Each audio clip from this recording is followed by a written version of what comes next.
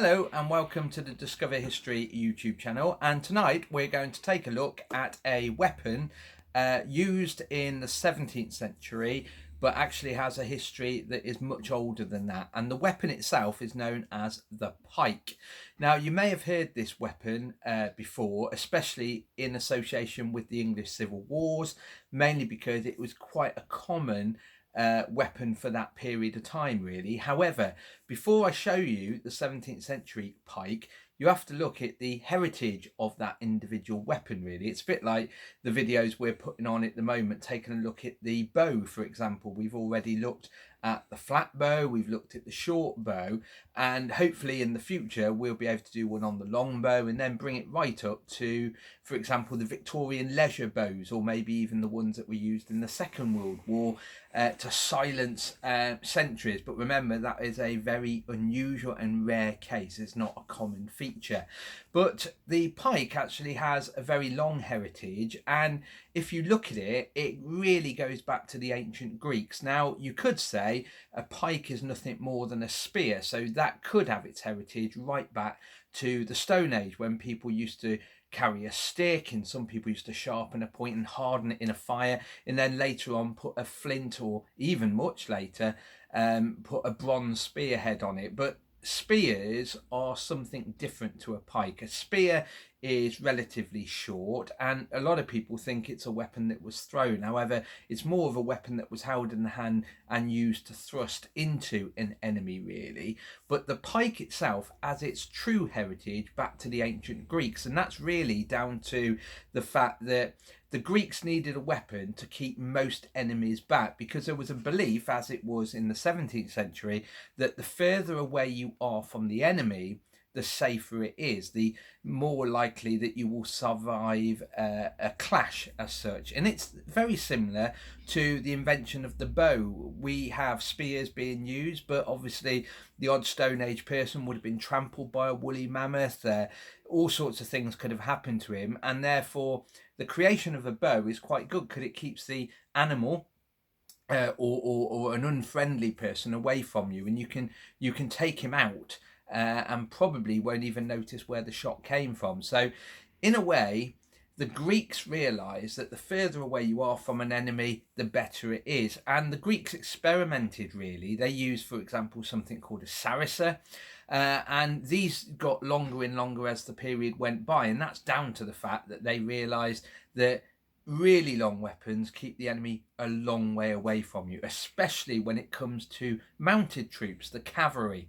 And a Greek foot soldier knew that cavalry could literally swoop down onto them and cut them apart, whereas if they have this very, very long spear, a pike, it would be able to keep those horsemen a long way away. And that's really where it was created. Famously, people like Alexander, for example, used pikes at that period around about 30 feet long, 20 to 30 feet long. So we're talking about a huge spear with a bronze spike at the top of it, which was obviously used for the killing end. But in Britain, we'd never even heard of a pike for a very, very long time. But the interesting fact, it appears in Britain in the Middle Ages, specifically used by the Scots. Now, if you think about the wars that England had against the Scots, and it was quite a regular feature, when we get, for example, the age of William Wallace, and then also Robert the Bruce, for example, it's the Scots who had seen European warfare, probably because some of them had actually fought there in Europe as mercenaries, for example, that they realised that the pike is actually a useful weapon. And famously at the Battle of Bannockburn, when the English heavy cavalry, the mounted knights, came forward at full pelt, the Scots had actually formed what was referred to often as a schiltron, which was a massive wall of pikes. Now, I don't like using this idea of films being accurate, because they often aren't. But if you look at Alexander, for example, that film, you will see the pikes being used there. And if you watch something, unfortunately I'm going to mention it, something like Braveheart, you do actually see the spears in that being used against heavy cavalry. So it's an unusual one because the Scots actually introduced it to this country, and the English didn't want those. English preferred to use, for example, the spear, the glaive, and then later on in the 15th century, things like the billhook and the halberd, really. But interestingly, when that came to Britain, there were some troops taking that idea on. So there were some soldiers starting to use pikes. We also know by the time we get the Wars of the Roses, there were 15th century mercenaries coming over to fight, and they were using this new weapon, the pike. But strangely, the traditional English weapon is the billhook, and I'm not going to talk about that one today. But when you get to the 16th century, slowly the national weapon, the weapon across the world technically, by the 16th and 17th century, was the pike as we would recognise it during the 17th century.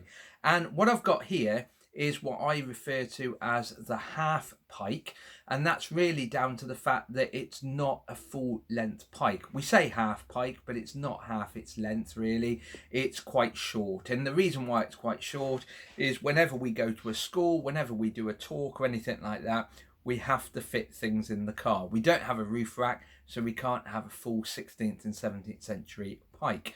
By the 16th and 17th century, the pikes were between 15 to 18 feet long. This one is by no means, definitely not 18 foot, 15 foot. This is pretty short, to be fair. But the important thing is the bit at this end, the pointy bit, the business end, as we could call it really. To start with, you have an iron spike. That's the bit that does the job, basically. And it would have been pretty sharp. It doesn't really need to be sharp on the edges, even though this one is relatively sharp. That is the key bit, the spike at the front. It needs to be nice and sharp and relatively thin, so it will actually slip into a person really, really easy. And it's got nothing that's going to get caught, because what you don't want is a person getting stuck on the end. It sounds grim, it sounds quite horrific, but it is warfare after all. Now, this one is copied from one at the Tower of London. So this is an accurate portrayal of the type of pikes used in the 16th and also into the 17th century.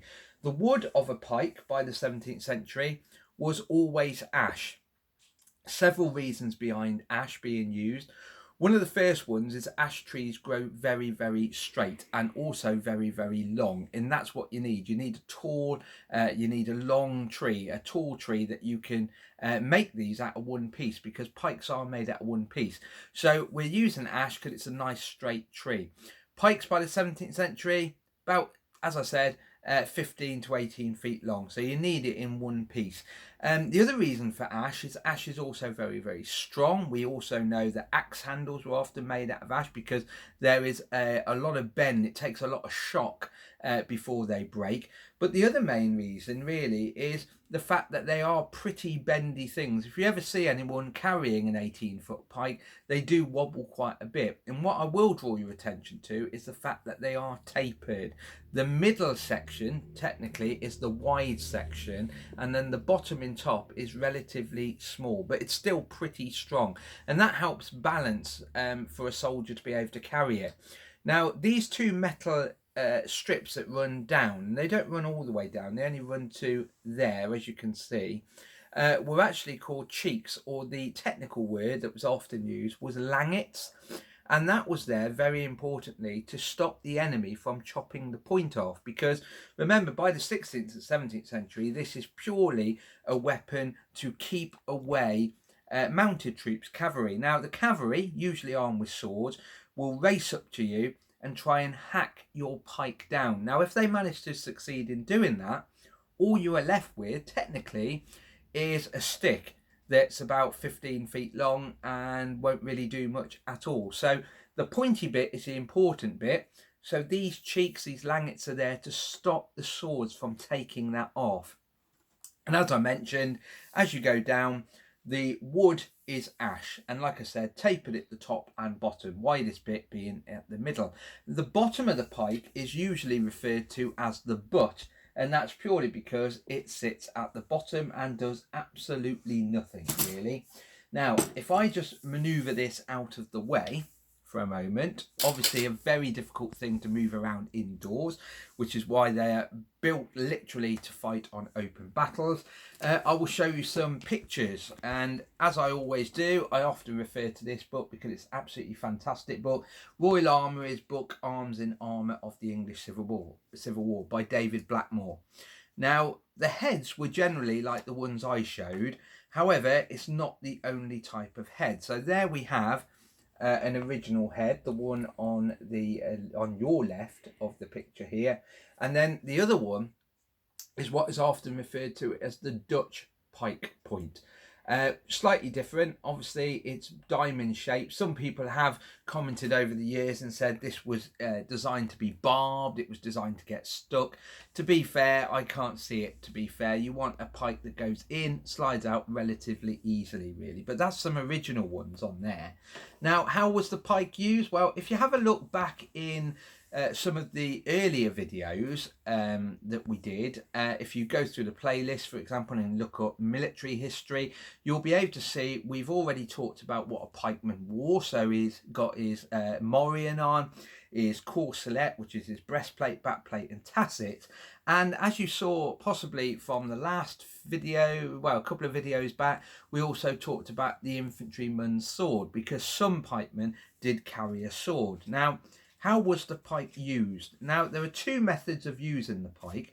The main one is against cavalry. Now, this is a fantastic drill book from the 17th century, and this is often referred to as the Degen, and it's called The Exercise of Arms, a 17th century military manual, and as you can see, Jacob Degen. Ignore the uniforms, because what you have to remember is these are often stylized, and the fact that this is not an English book. So the fashions abroad, for example, during the 80 Years' War, 30 Years' War, was a bit different to what we were wearing in England. But its main use is against the cavalry, the mounted troops. That's how it came to Britain in the first place. And as you can see from that picture, the pike is bashed into the ground, into the mud. The right foot goes over the end. That's to stop it from slipping and sliding whilst it's in the mud. And then it's angled not at the rider on the horse, but actually at the horse. And technically, a horse will not charge at something sharp. They would not charge at something solid. So it will keep them back, basically. If you did accidentally have it slightly higher, all you're going to do is knock the rider off, and you've still got the problem with the horse. A big, heavy animal that's likely to knock the pike out of your hand. So it's more of a deterrent more than anything, and that's the main use of the pike. The Scots knew that way back in the age of Alexander. He knew that as well. Now, it can be used in attack, and that's by a mass body of pikemen carrying it like that. Now, the other command would usually be charge for horse and draw your sword. This was just given a very quick name really, which was charge your pike. And as you can see, the left hand is under the chin, right arm is straight, and the pike is lowered level with the ground, aiming, interestingly, at the enemy soldier's face or throat. And this is an area where there is no armour. It's below the helmet and above the breastplate, a place where it's going to do the most amount of damage. So the interesting thing is this weapon is very ancient. And that's one of the reasons why anyone carrying them was usually given the name Gentleman of the Pike. It's a very ancient weapon, and it takes a lot of skill to use one. Whereas, famously, as we saw with the bow, when it comes to using a gun, it's technically easy work. Anyone can use it, really. Pikemen had to be very, very strong to be able to wield these very long weapons. We know as the Civil War went by, especially by 1645, 1646, pikes were getting shorter and shorter. Some men were cutting them down to make them lighter. The only problem then is you could end up coming up against enemy pikemen. You could have 18-foot pikes. They could have ones at only 15 feet, and your pikes are going to be better than theirs because you've got the advantage. You're keeping that enemy soldier back. So as a pikeman, morion, breastplate, backplate, tassets, possibly a sword. They weren't very common, believe it or not. And the pike. What makes a pikeman a pikeman? It is the pike. So hopefully you've enjoyed that.